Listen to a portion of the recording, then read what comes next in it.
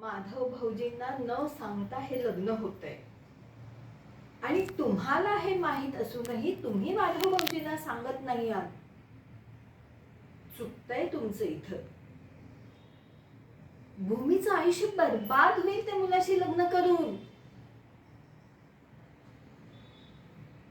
अहो, ती नीलांबरी स्वतःच्या स्वार्थासाठी हे सगळं करतेय आणि भूमी सुद्धा ना इतकी भाबडी आहे की तिला कळतच नाहीये की भूमी तिचा वापर करून घेते म्हणून.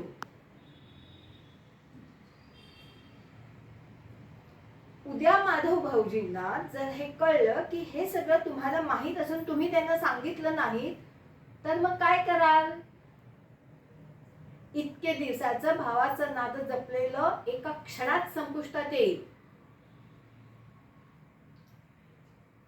तुम्ही भूमीला मुलगी समजत असाल तर माधव भाऊजींकडे जा आणि सरळ त्यांना सांगा आणि हे लग्न होण्यापासून थांबवा.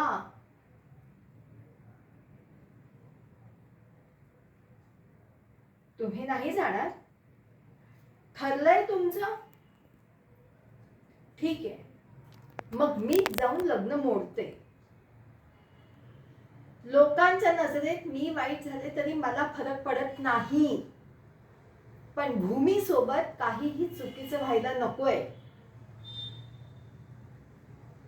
माधव भाऊजींनी इतके दिवस बहिणीचं प्रेम दिलेलं परतफेड करण्याची हीच ती वेळ आहे.